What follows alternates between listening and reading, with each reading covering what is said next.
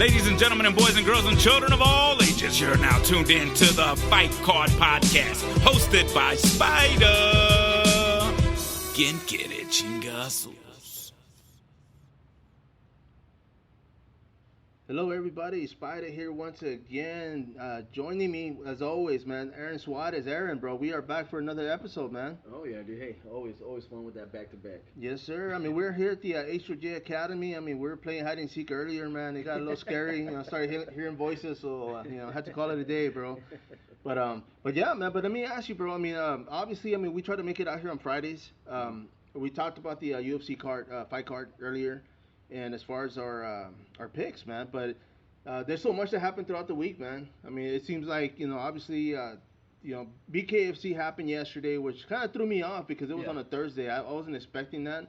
But Mike Perry was the commentator, and of course, the Let Me Bang Bro, something happened. There was a confrontation. He threw flyers on his face, which was kind of like a bullshit move. Yeah. But Mike Perry, man, being Mike the Platinum, he freaking got up, took off his headset, and they started, swinging, man. Yeah. Did you capture that? Yeah, I did, man. And first of all, I thought it was funny.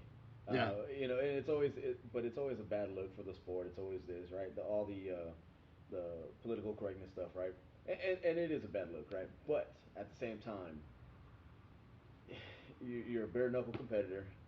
You throw a flyer in somebody's face. You calling them some words. What do you think was going to happen?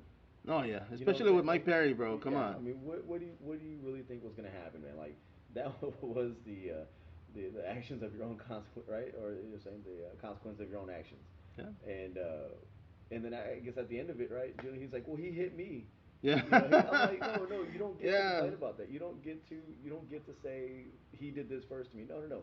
You take that whooping and no, exactly, man. I mean, he started the whole thing, man. I mean, now he's over here crying. No, well, I don't want to say he's crying wolf, but the fact that he was like, he hit me. Yeah. What was he expecting? Yeah, I mean, it's Mike Perry, like we mentioned, and it was just a shitty situation, man. And of course, luckily, the bout was literally about to start, so the camera zoomed over and. They didn't get it on the app, on the live show, but everybody else caught it, people were with the cameras, of course, but yeah, man, I mean, as far as, it being a matchup, I mean, let me ask you this, man, do you think it was fixed? Do you think it was set up? I mean, some could probably go that route, with, trying to set it up. I will. As far as, they're trying to get some more traction, which I think bare knuckle, BKFC, I think it is picking up a lot of traction. They are getting a lot of guys that, former, UFC fighters, from different MMA fighters from different promotions. So to really compete with UFC, I think, you got to throw some storylines somewhere, and both those guys, I mean, Julian Lane, I mean, he was in the UFC fighter house. And he was the one. Hey man, let me bang, bro. He was that. Yeah, guy, so, and that's pretty much what everybody knows him as. Yeah, so I mean, I think he does know a little something about maybe promoting some things, and I'm not gonna go out and say it was fixed, but possibly. Like self-hype, maybe. Maybe some self-hype. Maybe Julian fixed it, but he didn't tell Perry. No, yeah, exactly, man. Maybe he didn't get the memo, but but yeah, I mean, it happened. I mean, I didn't even go to see if David Feldman had commented on it, but he is the promoter, so I'm pretty sure something's gonna happen. Either there's gonna be some sort of disciplinary action, or maybe set him up and put him on the main event for the next one, right? Makes sense. Yeah, let them fight, man. Let them bang. No, yeah, exactly. Yeah, there you go, man. And I mean, with that being said, man, I mean, that happened. Of course, the fighters is always trash talk. I mean, people want to fight, the next big thing. Another one that kind of like the whole card, not the whole card, but the main event was with Paul Logan.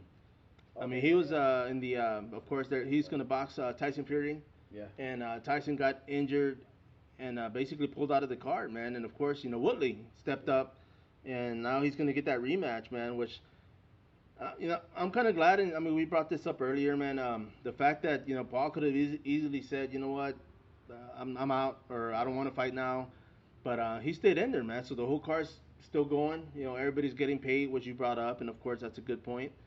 And Woodley gets that rematch. I don't know if on the first one there was a clause as far as no knockouts. Yeah. I know people have brought it up, and I haven't looked into that, man. But I was just Well, they said on this one, so if he knocks him out, he'll get an additional 500,000. Oh, so it was a plus. So now, no, no. Well, supposedly the last card or the last fight between him and Woodley, there was like a no knockout clause or whatever. Oh, okay, okay. But Jake's saying like no, like there wasn't, or that's silly or whatever. So on this one, I think that even he had it for Tommy was just like, hey, if you knock me out, it's an additional, additional bag. And Done. so Woodley has that same thing, but think about Paul allowing the fight to happen. So as much as we called him a YouTuber, as much as we called him, this and that, and he's not a real fighter, that right there makes him a real fighter. Him saying, okay, well, yeah, this fight fell through. Okay, who's next? And it happens to be Woodley. And if I'm not mistaken, like Woodley, he probably hasn't stopped training. I mean, the guy had to get a tattoo, yeah, of him, and so that's just a daily reminder. Hey, let me get in the gym, and so, we'll see how much dedication and time he's actually put aside to make sure that he was training on the off chance that he ends up getting his rematch, and now opportunity again presents itself, man, and we'll see what Woodley does this time. So, but kudos to Jake Paul, man, for actually allowing the fight to happen and continue, letting those taking care of the other fighters that are underneath him on that card as well, and make sure that they're getting a paycheck as well. So it's in a sport where he could have been very selfish. He went out and he's making sure that everybody else is getting taken care of. So that's always a plus. It's always a good thing, man. So no, for sure, man. And I mean, of course, yeah. I mean, they both have done some good things. I mean, I know there was a female fighter that had posted she didn't have funds for her training camp, and one of them stepped up and donated, like funds into her training, man. And I mean, they got money, so why not? So they're not douchebags. I mean, the fact that they started the way they did. I mean, it's like it's not their fault. They became famous. They're on YouTube. They did their own thing. They're making money. Getting paid. Now they want to fight, so they're doing all these super fights and celebrity type boxing matches. But yeah, man. But okay, so who do you think's gonna take it on who do you think's gonna take this bout? Man. Should I say? I think I I want to say Woodley, man, but I mean I think with Jake Paul actually putting himself out there and saying, hey, I was gonna fight a boxer. Yeah. Which was the biggest criticism of himself. I think for him being able to say, hey, he has the confidence in himself to take on an actual boxer now. I could see Jake Paul win this one too. You think he'll knock him out though? I don't think he'll knock out Woodley, but I think he'll do enough to kind of just outpoint him a little bit. It just kind of depends on what Woodley comes in with, man. I mean, when you finally get that rematch that you've been so hungry for, this and that, are you trying to headhunt? Are you gonna let your emotions take over the actual fight itself? So, Woodley, I mean, he doesn't have a lot to lose because he's already lost to him. But at the same time, it's like, okay, now if you don't win, man, that's okay. Yeah, now that becomes something, man. Yeah, let's just go ahead and just hang him up a little bit, man. But it's man, it'll be really interesting, man. I'm not fully committed to the Jake Paul, pick that I'm gonna say, but at the same time, it's just like he was willing to go and actually fight a boxer who has a pedigree behind him, with his. Oh yeah, dude. I think he probably saved himself from a beating, man, because that would have been painful to watch, but yeah, so, but yeah, man, I think I might roll with Jake Paul, man. I see that too. I mean, Woodley, of course, the guy. I don't want to say I haven't seen his hunger. I mean, everybody keeps saying about how when he was hot and he was actually the title holder and whatnot. But it's gonna be interesting, man. I mean, I personally won't be watching live, but I will catch the highlights and go through it and see summarize what I see. But yeah, I mean, I see Logan, being the winner on this one, man. Yeah. We'll see. I mean, it's one of those. I mean, everybody's getting paid, man. So I'm a fan of that. I mean, of course, everybody gets a paycheck. But okay, well, that was one of the things that happened, of course. And now, one of the things I wanted to bring up, man, was the Fury FC card, man. Yeah. I mean, this is going to be happening in Houston, of course, and it's the card itself. I mean, they always say at the bottom, man, fight card subject to change. Yeah. And change it did, man. I mean, there was a lot of, people getting better opportunities now. I know I interviewed Matt Mooney, And one of the things what he was looking forward to was just that, man, an opportunity to make a name for himself. I mean, the guy's coming off a pretty slick submission move for his last showing. On this one, he's actually fighting a former UFC fighter in Alan Cruz. Mm-hmm. Now, you can't get much of a bigger opportunity than that, bro. Oh yeah. I mean, he got bumped up to the co-main event now. And I mean, he gets the win against a fighter like that. I mean, Cruz is coming in with a 2-fight loss, but he's still a former UFC fighter, and that's always good on your resume, right? Oh, yeah. Now, for something like that, man, because obviously they weren't planning on fighting each other, do you think the game plan changes some going into a bout? I mean, it's kind of like last minute because when's that fight? It's actually going to be on the 19th. On the 19th. So I mean, you can probably maybe add some different things to it, but at this point in the fight camp, you're not changing a whole bunch to right. what you were really kind of preparing to. So I mean, it's like, you have fighters that are like, man, okay, I'm gonna fight this guy. Okay, well then I'm gonna specifically be working on this, and this, and now that that changes. I mean, yeah, now you gotta, you don't regroup because you've been training, so it's just like, okay, well, I'm just gonna add a little razzle dazzle, get something going, man. But yeah, man, opportunities, bro. And I mean, another opportunity that's actually going to be their main event, man, in Silva, man, the former flyweight champion.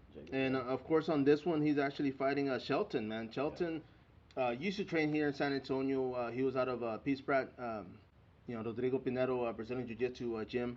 Moved to Florida. That's where he's actually living and fighting out of. But the same thing, man. I mean, something like this. I mean, the main event. I mean, he was already on the main event, but the fact that he's fighting a former title holder in the regional circuit, I mean, he gets that win, of course, man. And he is a former UFC fighter himself. Yeah. Of course, everybody's trying to get back to the big show, man. And I mean, it's good, right? I mean, he's actually fighting somebody who is a fighter, comes in to fight, and getting a win like that. I mean, what do you think, man? It'll catapult him. Yeah. For Jacob, he had that crazy battle with CJ. And, that's right. They collided, and then of course CJ won, and you see what he's doing now, man. In the UFC now, he has his contract, and then of course now you got Shelton, who coincidentally, right, oddly enough, CJ and right. and Eric were both teammates, so a win for Jacob, who's a tough kid just out of Houston, who is capable of doing just about anything that's askable, man. I mean, yeah, he gets a win. I mean, yeah, wouldn't be out of the realm of him getting into the UFC, which I've heard a couple times he's been kind of on the door already. So. Oh yeah, bro, and I mean he's just at that, like you said. I mean he's had a couple hiccups, for him himself, man. Getting a win like this big, I mean it'll definitely look good on his resume. Mm-hmm. Like I said, I mean everybody's trying to get into the UFC, so opportunities are everywhere, guys, ladies. You talked about this before also, man, and you brought it up in other episodes. But the whole, stay ready so you don't have to, be ready so you don't have to get ready. But that mentality doesn't carry over, man. Like a lot of people, and it's either the payday or it's just the wrong time, wrong place because people have lives. Not me. I'm here. But yeah, man. But I mean, something like that. I mean, of course you got to jump on it. I mean, if this is what you're doing, then somebody comes calling, you got to answer, right? Yeah, no, definitely, man. You never know when something's gonna happen, and a fight card changes, and now all of a sudden, the opponent that you had was already tough, but now it's like, oh man, you're a former UFC fighter. You have this, and this. You have this following. Okay, hey man, if I can beat you, if I can get your name under my belt, well then, what does that do for me? And it can really change the mindset of the fighter going into it that had a change of opponent. It could mess them up a little bit, put a little bit more pressure on them. When they see the UFC, resume or whatever, it's like, oh man, well, shoot, am I even, up to the task, so it can play, both positive and negative effects on the guys, but, yeah, man, I mean, opportunities, man, they're just always out there, this, last year has really shown people that, hey, you just always stay ready and be adaptable because you never know what's going to happen. Yeah, man. And then we brought it up the last time too, man. I mean, it's just, the UFC was picking up fighters just because a lot of the fighters, due to COVID or being international, couldn't come over. And so a lot of people got the call, and, some people are still in there, some aren't. But opportunity. I mean, of course, it's going to happen. I wanted to go ahead and bring something up real quick, bro. I mean, there's a couple of events going down here in San Antonio. Yeah. There's a new promotion coming up with Chris Lopez. Yeah. Now, Chris Lopez, you used to train with a guy. Yeah. And so that's one of the things about great about having you here, man. Is that you've trained with everybody. You've punched people in the face that have punched you in the face, and y'all get to talk about it, man. Oh yeah. But tell us a little bit about what's going on. Man, so opportunities, right? They're popping up everywhere. Chris Lopez, man, uh, he's got a few things going. He actually works with the Fury fight card, right? And he was on the back scenes of it as a promoter and stuff like that, as a matchmaker. Just kind of, I think he's also dabbling in the management business. Right. And so, the one thing I've always loved about having Chris Lopez in that spotlight is the fact of his mentality as a fighter. If you go back and you look at his fights, man, I mean, he's always in a war. He's always, beating up with somebody. He's, bloody. He's this and that. There's a lot of dog in that person, man. Yeah. He comes out. He has that boxing background, and he's knocking people out. He's southpaw. He's that left hand was just flying. And of course, his nickname, Lefty. Yeah, You know. yeah, his nickname, man, and he's trained with a lot of guys. He's been up in Colorado. He's been to the fighter house with Don Cerrone in New Mexico. So, he lived out in Houston for a good minute, and he's trained with a lot of great people,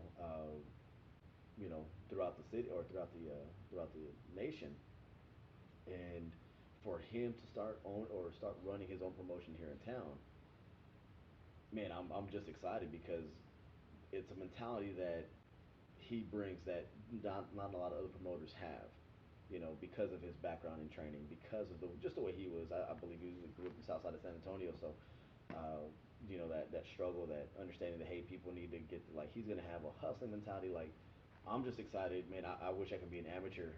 Oh yeah, get back in there, man. We'll For change your name and we'll get you going. It's been the years anyway. You yeah, get to do overs. They'll look at me. They'll be like, oh yeah, he's an amateur. Yeah, put him back in there, man. Why not?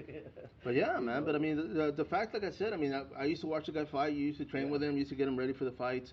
And I mean, yeah, I mean, he always showed up to fight. And I mean, he had some tough losses, some great wins. Yeah. And the fact that he evolved into something like this, man, it only makes sense because as a fighter, he was pretty intelligent when it came to the fight game. Now that he's doing the whole promotion, I know he's going to start off in the amateur circuit, but still, man, I mean, we need that here. Back in the day, I mean, we had Tama. I mean, when you were fighting, of course. And then after that, we had the Premier Combat Group out on New Braunfels, but they were Cowboys dance hall like every weekend, man. It seemed like. Yeah. But I mean, there's a lot of fight fans here, man. I mean, there's a lot of enough gyms to where we can fill up a whole card, and he can actually, do good things. Yeah, no, he really can, man. And so all the local, surrounding, cities, the Braunfels down south, like all those guys, man, like, man, just get your fighters ready, man, because Chris is gonna have something where he'll have a fight card, and he's probably gonna have two or three backups, man. He's gonna be able to get these connections, and he's gonna, bring people in. He's probably gonna literally be, hey, man, do you want to fight or not? No. Next, right? Yeah, Go to the next one, there's man. gonna be some. There's going to be some guys that, oh, well, I'm not sure if I want this. I'm like, hey, man, look, if you're the kind of fighter that wants to pick your fights, if you're the kind of fighter that's like, oh, well, I want to make sure I get this, then this promotion, you're right. This promotion is not for you. This promotion that's coming up, man, is going to be for the guys that really want to make something out of it, that really want to get to the next level, that are serious about competing at the high levels, and going to be able to get through it, you know, through an actual like a really good channel. Right. You got Chris, doing this thing for the amateurs. Man, that's probably going to feed into, the Fury promotion that he's also working with. Fury happens to also be one of the feeder companies going into the UFC, so it's like, from beginning to end, like as an amateur fighter, local fighter here in town, I don't think there's any better way to get to the big show than our own Chris Lopez, man. No, But then, definitely. yeah, and then on top of that, man, they're also bringing kickboxing as well. Right. Right. So man, then the kickboxing matchmaker, or the matchmaker for this whole thing, is also gonna be Bobby P, Yeah. who's another guy who's he's uh, really good Muay Thai, man. He's got his own place in Ambush Muay Thai. I want to say they have two locations open. Yes, sir. So a lot of guys are coming through there. They have a lot of knowledge in that gym, even with the Midian, that's working inside of them with Fernando. So it's like, you put all those guys together, run their own promotions, like it's going to be top notch. No, And for sure, man. yeah, man, I'm excited. No, yeah, definitely, man. And I mean, of course, it's going to be Lopez Promotions and Entertainment. And I mean, we're waiting for the guy. I mean, I know the state's still looking for approval as far as Yeah. like paperwork and whatnot. But I mean, once he's up and ready, man, we're gonna bring him in here. We'll Yeah. bribe him. Feed him, maybe bring him some tacos, man. Give him But a taco, yeah. do whatever we can, man. But yeah, looking forward to that, man. As soon as that happens, we'll definitely bring him in here and get something going. And I mean, once again, man. I mean, the fact that life goes full circle, man. Because Yeah. obviously you trained with the guys years back. Now, here you guys are still at it, man. And I mean, it's something. It's got to be something in you, man. Because I mean, as a fighter, there's a lot of guys that competed and then they just never train and they just kind of disappear. Or they have a life and they do the Yeah. the family thing, which is great. It's not as cool as this, but it's okay, man. But Well, yeah. yeah, no, that's it. No, it's a real thing, man. Was it? I believe it was Nick or Nate Diaz. I forget which one. They all sound the same. Yeah. But he talked about being institutionalized, to Yeah. the fight game, and I after I had lost to Dustin, and after I was like I got suspended and all that stuff, like you know for the last couple of years, man, and after I stopped coaching, the last couple of years, man, I really tried to separate myself from fighting in general, man. I really tried to stop, hey, guys at Yeah. work, hey man, hey, did you ever fight? I was like, nah, that wasn't me, man. That was somebody else. Like, Right. look at me, look at that guy. Get back Like, to nah, work. yeah, that's not even it. And so, but here we are, right? Yeah. Now doing a podcast just on fighting. No, yeah, So yeah. Fighting traffic, man. They're on the way over here, man. so it's funny how you just nobody can really seem to ever really get away from fighting. No, I mean, well, it's a great thing, man. I mean, the Yeah, fact that I can get you in here and actually, get you to talk about, your experience and yeah, some of your training, man. But yeah, man. I mean, so everybody out there, man. Of course, the Lopez, promotion coming up. Everybody, stay tuned. Another one I want you to bring up, man. It's actually, I covered one of their shows in New Braunfels, man. This was cash wrestling. okay, yeah, Now, something like that, and we've talked about my training with Mike Rangel, man, and hmm, the best I can describe it, it was just like cash wrestling with the gi. okay, We used to he was a great instructor, man, still is, and when we first started training, man, it was a lot of holds, a lot of like cranks, and just it was ruthless, man. But I mean, it got the job done. This one, it's their next event's actually going to be February 12th. It's going to go down in Corpus Christi, okay, and I'm looking forward to it, man. If you can get away also, man, we'll yeah, head out there and cover the event. But it is for the Texas Cash Wrestling Coalition. Now, I like it because I mean they get a lot of gyms involved. I mean a yeah, lot of it is basically they how can I say it, man? They promote slams, they promote submissions, they promote the real deal, man. And I'm yeah, not saying jiu-jitsu isn't or the other promotions aren't, but I mean they want action. So yeah, the fact that it takes place inside a cage, it kind of adds a little bit to the fire. yeah, But something like that, man. I mean, it's another outlet. yeah, I've talked to some of the amateur fighters here, some of the amateur fighters I have on Facebook, and I like it because that's another platform, man. yeah, If you're training and there's no fights for 2 months, you know what? Do something like this, man. Go yeah, and compete. Get your feet wet, get to meet new people, man. Experience. I mean, there's a lot happening, and I mean, the next year, man. God willing, this whole COVID thing, goes away, and the whole, everything clears up. But I mean, we get this new year coming, man. It's gonna get exciting. oh I mean, there's gonna be a lot of shows coming up. I might have to quit my job. I don't know. We'll see. But I mean, but definitely, man. I mean, we're gonna get out there. Fury FC, in December.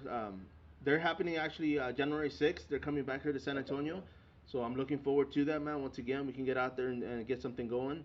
Um, Another promotion, man, and it's another one that I covered. It's actually going to be for Texas Clash. okay, Now they are going on again over there in the Corpus Christi area, man. But it is an amateur promotion. They're going to be out there. I know some of the guys from here are going to be on that card, and I mean, hopefully once again, man, we can make that road trip, yeah, head out there, definitely, and get some coverage, man. But I mean, it's getting exciting, man. I'm looking forward to it. I mean, the UFC is topping it off. I mean, Bellator happened, of course. BKFC Game Bread Fighting Championship is happening next week. I think the 19th, and there's a lot of there's a lot of networking going on within promotions and fighters, man. But I mean, once again, man, we're inviting people out here. yeah, You've been oh getting yeah, some questions, as far as interviews getting set up, And what do you want to say to those people out there, man? I mean, fighters local, whether they're local or they're coming through San Antonio, man. Mm-hmm. Yeah, no, with all the promotions that are coming up, man. Yeah, I mean, just like you're saying, man. As a fighter, man, there's really no off season. Yeah. I mean, you could pick your time that yeah, I'm not gonna fight in these next couple of months. But you're always training. There's always something to do. And I think with the catch wrestling, me personally, man, when I heard about it, and it's like, okay, it's in a cage, it's wrestling, there's no striking. I'm like, oh, okay, maybe, but then after seeing some of the matches, man, oh, yeah, okay, I can see this. I can, you got the slams, you got the submissions, you have I think just the other side of it, right? I think it's just I don't want to, say it's harder jiu-jitsu, right? But and piss off some Brazilians, but yeah, I mean, when you go to some of these places for like the IBJ, like all that stuff or whatever. Uh, yeah, you can't slam them. Okay, well you want slams? Okay, well you got catch wrestling, man. You Yeah. go and jump into one of these matches, and I think you can still kind of get that feeling of getting the nerves out, as a young fighter, uh, but then also not have to worry about maybe taking as much damage, Right. So it's like Right. and so you have that. Then you also have a lot of fighters that are crossing over to boxing, doing those things as well. You got jiu-jitsu tournaments coming up. You have all these promotions, down south, in Corpus with the Texas Clash, and I've seen some of their fights on video, man. And yeah, you have some really good talent that goes down there. And then of course too, you also have a lot of guys that are fighting, each other, and they're local, so they have some bad blood, and which is always fun to see, right? You got the different rival Oh yeah. gyms, going back and forth. So, as a young fighter now, man, I mean, dude, anything you want to do, it's always open. So it's like social media with the promoters coming out, developing all these shows. I mean, yeah, why are you not busy? Right. You know No, what I no, for mean? sure, man. You And know. and and then the good thing about it too, man, is because obviously, I mean, as a fighter, I mean, you fight at your weight class. Hmm. Some of these tournaments, you don't have to cut weight. You Yeah. can, go in there, walk in, and just kind of do the Yeah. weight, just do your regular weight class, just to kind of dust the cobwebs off, or just to stay busy, man. Yeah. Because yeah, I mean, if you stay plateau long enough, man, I mean, it's like me. I've been here like 40 minutes. It's gonna take me a while to get up, man. But it's like your body. You want to keep your mobility going, and of course, there's going to be a grappling industry, of course, and I forgot that's happening this Saturday, and of course, some of the guys, I think most of the guys from here are going to be on there, man. But opportunity, man. I mean, some of the MMA amateur fighters were going to be jumping on that, Hmm. and I'm kind of glad, dude, because yeah, it's like why wouldn't you Yeah. want to do something like that? I mean, the whole ego. Getting tapped out, losing by points or whatever, like it's got to go out the door, man. I Yeah. mean, if you're an MMA fighter and you're like, you know what, dude, I'm gonna compete, go out there and just Go, do something. go, Why not? yeah.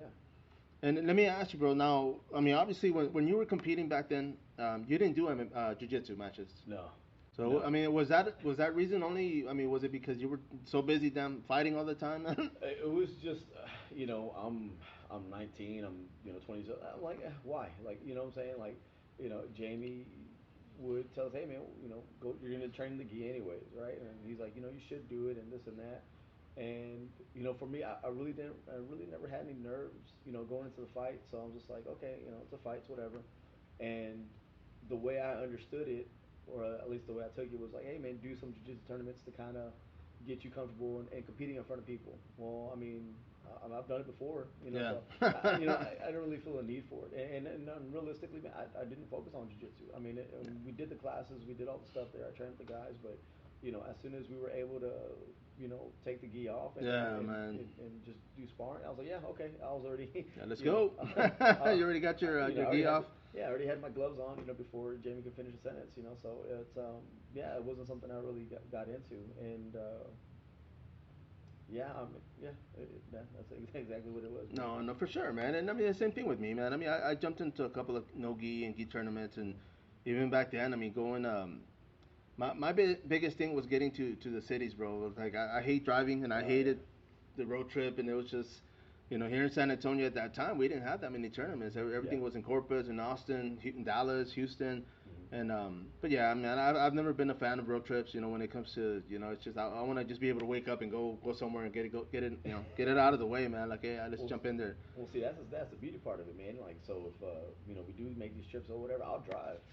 There you go. You know what I'm saying? I got no issue, man. I enjoy me some driving. Oh So. yeah, man. Yeah, and that's another thing too, man. I'll probably and I've done it before, man. It's been forever. I mean, I took like 2 years off from the whole media thing, but I mean, taking a bus somewhere, man, or actually just because I was like, you know what, I'd rather because on the way back I'm gonna be working on stuff. I'm gonna be uploading, downloading, and editing, and so it kind of worked out. It's just, it's just waiting 3-4 hours more than usual just to get there and get back would suck. Yeah. But yeah, man. But I'm hoping, hopefully the new year, man. If our sponsors kick in, maybe we'll get a private plane or a helicopter or something. Get to these promotions out there, man. But yeah, man. But I mean, everybody out there, man. Of course, Aaron Suarez, man. I mean, thank you for joining me. There's a lot more that we're gonna be bringing up. I mean, of course, I had Richard Odoms here the other day. I had Levante, in the studio. A couple of guys weren't able to make it, and that's understandable. But I mean, the people you've been talking to also, man. Yeah. I mean, if they're out there, hey, message us on our Facebook or go to our YouTube, subscribe as always, and let us know, man. I mean, Washington just won his he did. His fight, man, and he's got that title. I'm gonna try to bring him in here and get something going next week. But I mean, you wanna wrap this up, man? Finish it off? Yeah, man. So I do have one thing, right? We've talked about, Chris Lopez, what he's been doing, and his promotion is an old teammate of mine. Bobby Peak also helping him out with the matchmaking, and so I kind of felt that it was necessary and kind of right to talk about one of our other teammates, man, Robert Rosenbaum, who's actually in Corpus, man. He's helping out the little city of Robstown. So between himself, he has two other boxers, Bobby Vela, right, which is Boom Boom, and then you also have Greg Gutierrez. Those two guys are the brothers, and recently, over like about 3 months ago, they opened up the Boys and Girls Club down in Robstown, and it was shut down due to COVID. And so those kids, they really didn't have any places to go. So with Robstown, if you don't know about it, it's kind of forgotten, if you will, right? And so those kids went from having a place to be able to train and do some things and kind of have some structure to now it was taken away from them. So between Robert, Bobby, and Greg, they opened it back up. And so now, man, they went from having 3 kids to about 52 kids right now, right? In the span of 3 months, man. And they're teaching these kids, how to box, and they're taking them through all the different shows. They had them here, I want to say about a month ago, fighting in the tournament. They've taken them up to Dallas. They've done Austin. They're bringing in other gyms down the Corpus area, and they're fighting those guys as well. So, these kids range from anywhere between 7 years old to about 13, 14 years old. Damn. And they're doing just a fantastic job, man, of keeping these kids, off the streets, keeping them busy. As we know, man, boxing or any type of combat sport, you're going to develop that discipline. And these guys, man, what they're doing is they are giving these kids an outlet to be disciplined, to work on their habits. But on top of that, man, Robert was telling me when I was speaking to him, he's just like, man, there's times where, we get whispers of, things that kids are saying or kids are doing. And he's like, and we'll stop class. And when we stop that class, we'll talk, okay, why would you even do that? Why would you want to do, stealing or talking about overdosing or anything like that? Yeah, man. And so through the boxing lessons, man, once something like that comes up, dude, they'll talk about it, they'll help out these kids, and they'll adjust it, man. And he's like, man, we've had parents, just sitting around crying, just like, thank you for helping out my kids. And, what Robert Rosenbaum, what he's doing right now, they're funding some stuff. I believe it's Bobby Vela that's doing it full time. But Robert's going to be actually opening up his own brand, and it's going to be War Ready. And when that comes out, that's going to be part of his own business. That's going to be helping sponsor a lot of these kids so they can go to the tournaments, right? Because a lot of times he's like, man, we'll take these kids to tournaments, or we'll want to go take them to a tournament. He's like, oh, but you got to ask my grandmother. You have to ask my aunt or whatever. He's like, so we go to the houses, and I'm like, hey, we want to take your son or take your nephew, take your grandson up to Austin to go box. And the first thing that comes out of the mouth is, well, I don't have the money. He's just like, well, I didn't ask that. I didn't ask, if you had money. I'm telling you, I just need your permission so we can take them up there. And they fund it all, man. So I think with what Robert's doing down there in Robstown, taking care of that community along with Bobby Vela and Greg Gutierrez, it's just great. It's putting these kids into a routine and teaching them that, hey, we're going to be doing footwork together. We're going to be doing the bag work together. We're going to be doing abs together. We're going to be doing all stuff together. And it builds when you do stuff like that, and you come from a struggling background. When you're putting these guys through everything together, it builds some type of brotherhood, and they watch out for each other. So to all the little smoke chasers down in Team Gutierrez Boxing Academy, man, y'all guys keep up the great job that you guys are doing. Continue fighting. Hopefully, you guys will be up here. We can talk to you guys on the podcast. No, for sure, man. And I mean, props to the guys, man. I mean, they're actually obviously volunteering their own time, man, which is always hard. I mean, the fact that they're taking these kids, across the city or across the state, that's wonderful, man. Yeah. I mean, maybe later on, as soon as we get going ourselves, dude. I mean, come the new year, we'll get something to help sponsor these guys. Get something going for them. But yeah, man, congratulations, guys. Keep up the great work. And everybody out there, man, of course, this is Spida, Aaron Suarez once again, and we are the Fight Card Podcast. Till next time, follow up.